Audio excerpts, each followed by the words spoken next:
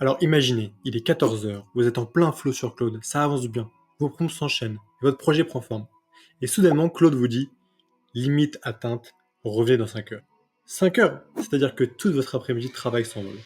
Et si vous êtes comme moi, c'est probablement pas la première fois que ça vous arrive. Alors aujourd'hui, on va parler de ça.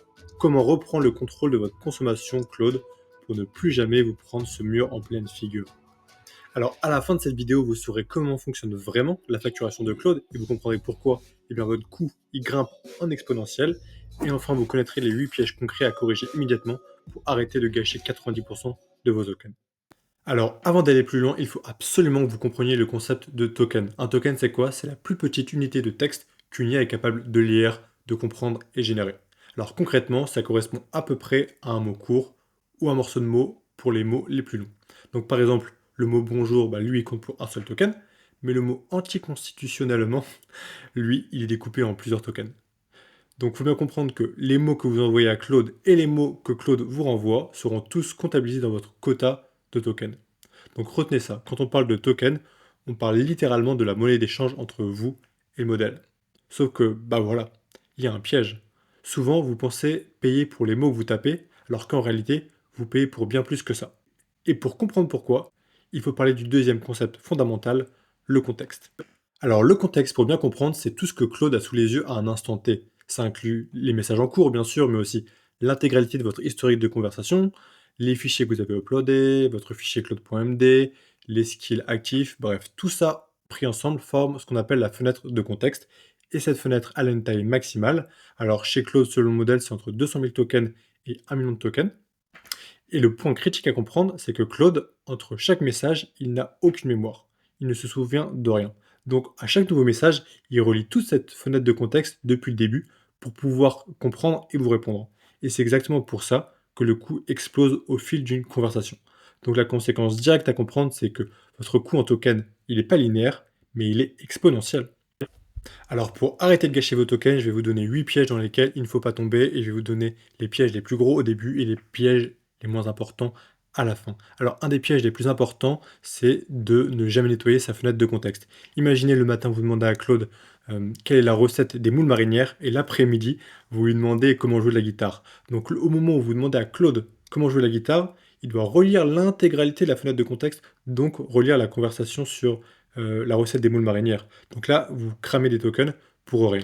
Donc pour faire ça, c'est super simple. Vous pouvez utiliser la commande /clear. Vous appuyez sur Entrée et cela va nettoyer la fenêtre de contexte. Entre chaque sujet différent, entre chaque session différente, vous avez juste à faire un /clear et Claude va oublier et ne pas relire tout ce que vous lui avez dit avant. Maintenant, imaginez une autre situation. Vous êtes en train de travailler à fond sur un projet, donc vous débuguez du code, vous êtes en train de rédiger quelque chose de très long, et vous pouvez pas faire un /clear parce que vous voulez garder votre historique. Claude en a besoin. Mais pour autant, la fenêtre de contexte, elle se remplit. Dans ce cas-là, c'est simple, vous pouvez faire un /compact. Ça veut dire que Claude va prendre toute la fenêtre de contexte, tous vos messages, et va tout condenser. Et ça va vous permettre en fait de vider la fenêtre de contexte et de continuer à lui poser des questions. Moi, souvent, j'essaie de le faire quand la fenêtre de contexte, elle est à 40 voire 60%. Je fais un /compact. Par contre, après 3-4 /compact, faut s'avouer que Claude peut parfois manquer des détails.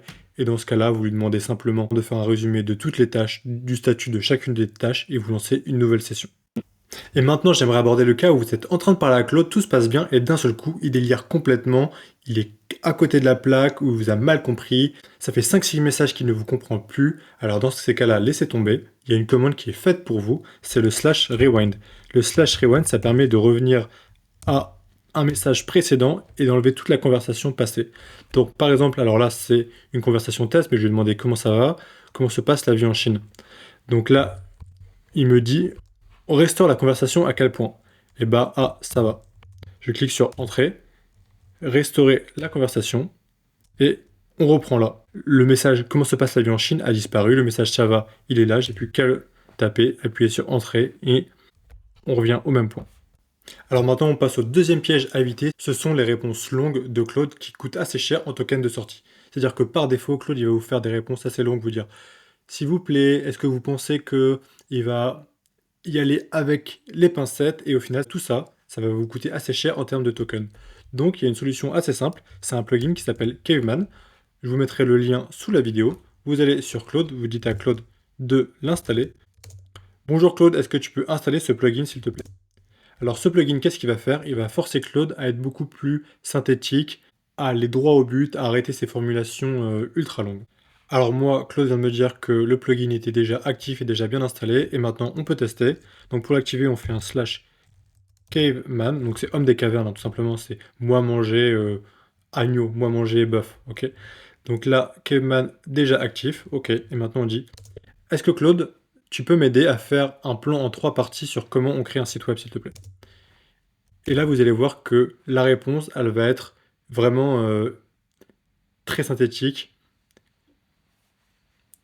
Voilà, partie 1, clarifier objectif. 2, choisir stack. 3, wireframe, page clé. 4, définir domaine plus hébergement. Vous voyez, il parle vraiment comme un homme des cavernes, et ça vous fait gagner pas mal de tokens en sortie. Alors par contre, il faut éviter de l'utiliser pour les tâches vraiment ultra complexes, où vous avez besoin de beaucoup de stratégie, de beaucoup de détails. Là par contre, c'est pas le bon plan.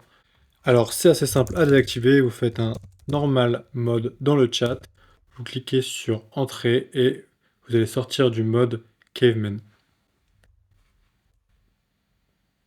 Bien sûr, je passe en mode normal. Voilà. Et maintenant, on passe au piège numéro 3 qui est de multiplier les messages au lieu de tout regrouper. Imaginons, vous parlez à Claude et il vous pose 3 questions. Et le piège absolu, c'est de faire 3 réponses différentes dans 3 messages différents. Il faut absolument pas faire ça parce que Claude, entre chaque message, il va relire toute la fenêtre de contexte. Donc non, si Claude vous pose 3 questions, vous faites un message bien structuré, point 1, point 2, point 3.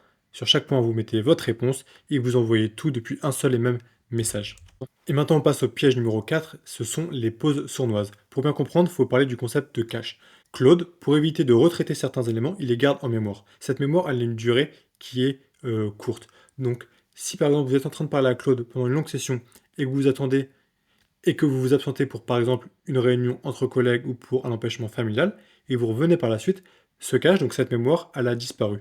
Donc, lorsque vous revenez, Claude doit relire toute l'intégralité de la fenêtre de contexte. Donc, si vous avez un empêchement où vous devez partir et que vous êtes en pleine session, vous faites un slash compact, ça vous fera économiser beaucoup de tokens. Ensuite, le piège numéro 5, c'est d'utiliser le modèle Claude Opus pour tout. Le modèle Claude Opus, c'est le modèle le plus puissant, mais c'est aussi celui qui coûte le plus en tokens. Donc si vous l'utilisez pour tout, comme par exemple pour du formatting, ça serait comme utiliser un bulldozer pour planter une fleur. Vous voyez, ça marche, mais pourquoi autant d'énergie, autant de ressources pour quelque chose d'aussi simple?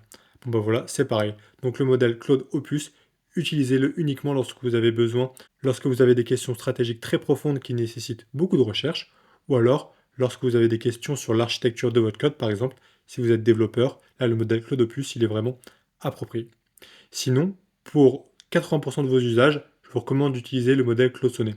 Il coûte pas aussi cher en termes de tokens, mais pour autant, il est vraiment très puissant, il a beaucoup de capacité. Donc, c'est vraiment le modèle que moi j'utilise par défaut. Et enfin, il y a le modèle Haiku, qui est vraiment un modèle qui coûte pas très cher en termes de tokens. Donc, utilisez-le pour les tâches qui sont répétitives ou pour les tâches vraiment très simples comme de la mise en forme ou renommer 500 fichiers sur votre bureau. Là, le modèle Haiku, il fera ça parfaitement et ça vous coûtera pas très cher. Alors le piège numéro 6, c'est d'avoir un fichier Claude.md qui a pris du gras, qui fait quelque chose comme 800 lignes. Pourquoi c'est un problème? Parce que Claude va lire votre fichier Claude.md au début de chaque session. Donc forcément, s'il y a 800 lignes, ça va coûter assez cher en token. Alors, pour vous compreniez bien, le fichier Claude.md, c'est un fichier dans lequel vous donnez à Claude des éléments sur votre contexte, où vous lui dites comment vous aimez qu'il se comporte, vous lui donnez vos préférences globales de travail, mais il ne faut pas non plus aller trop loin. Donc vous voyez, dans mon cas, le fichier ne fait pas 800 lignes, mais pour autant, j'ai pu donner pas mal d'informations sur ma façon de travailler, et ça fonctionne très bien comme ça. Et maintenant, on rentre dans les pièges techniques avancés avec le piège numéro 7, qui est de donner des fichiers au format brut ou LLM. Il faut bien comprendre que le format dans lequel vous allez donner vos fichiers va forcément influencer la consommation de tokens. Et oui, tous les formats ne consomment pas autant. Il faut savoir que ce qui consomme le plus, ce sont les images. Ensuite, ce sont les fichiers docx, donc c'est-à-dire le format Microsoft Word. Puis, ce sont les PDF. Puis, le texte brut. Et enfin, ce qui consomme le moins, c'est les fichiers au format Markdown. C'est notamment le fichier claude.md dont je vous avais parlé plus tôt. Alors, pour que vous compreniez bien, lorsqu'on convertit un fichier du format PDF au format Markdown, vous faites une économie de 70% environ sur vos tokens. Et pareil, lorsque vous convertissez un fichier du format docx, donc Microsoft Word, au format Markdown, vous économisez environ 33% de tokens, donc c'est vraiment significatif. Ensuite, il y a le piège numéro 8 qui est de ne pas utiliser assez les sous-agents. Alors les sous-agents, c'est quoi? C'est un agent qui dispose d'une fenêtre de contexte qui est vierge. Donc par exemple, si vous étiez en train de coder depuis 10 minutes et puis que vous avez une question ou vous cherchez une ressource qui est annexe, là vous pouvez lancer un sous-agent. Le sous-agent, il n'a pas besoin de relire l'intégralité de votre fenêtre de contexte. Sa fenêtre de contexte, elle est vierge et donc ça vous fait économiser des tokens. Bien sûr, il faut utiliser les sous-agents pour les tâches qui ne nécessitent pas de relire l'intégralité du projet. Et dans ce cas-là, vous allez économiser beaucoup de tokens. Et enfin, le dernier piège dont je vais vous parler aujourd'hui, c'est tout simplement de ne pas regarder le nombre de tokens dans sa fenêtre de contexte. Ça peut sembler basique, mais c'est vrai que dans l'interface de base, là vous voyez mon écran, il n'y a pas écrit le nombre de tokens dans la fenêtre de contexte. Donc pour savoir ça, on peut faire un slash contexte et on voit en temps réel le nombre de tokens qu'il y a dans la session. Donc là, par exemple, on est à 22 200 tokens sur 200 000 tokens au global. Donc voilà. Mais maintenant, le problème, c'est que vous n'avez pas forcément envie de faire slash contexte régulièrement. C'est un peu rébarbatif et puis parfois on peut oublier. Donc ce que je vous recommande, c'est de faire un slash status line et d'installer une colonne de statut qui mettra sous chaque message le nombre de tokens que vous avez consommé sur le global de votre fenêtre de contexte. Donc vous allez voir, je vais vous montrer ça dans quelques secondes quand ça sera installé. Alors la status line a bien été installée, j'ai dû redémarrer une session pour qu'elle apparaisse, et là vous voyez, donc j'ai écrit coucou ça va juste pour faire un test. Et là il y a bien écrit le modèle qu'on utilise actuellement, donc Sony 4.6 et CTX pour contexte, donc 23 000 tokens sur une fenêtre de 200 000. Donc on a utilisé 12%, donc là on est globalement bien. Et comme ça, on peut suivre notre consommation de tokens au fur et à mesure de nos conversations facilement en un clin d'œil, donc c'est vraiment ultra pratique. J'ai maintenant terminé de vous donner mes astuces principales pour arrêter de gâcher la plupart de vos tokens. J'espère que cette vidéo vous a plu. N'hésitez pas à me dire dans les commentaires ce que vous en avez pensé, à vous abonner et mettre un like. Bien entendu, tous les liens mentionnés sont sous la vidéo et on se retrouve à très bientôt pour une prochaine vidéo.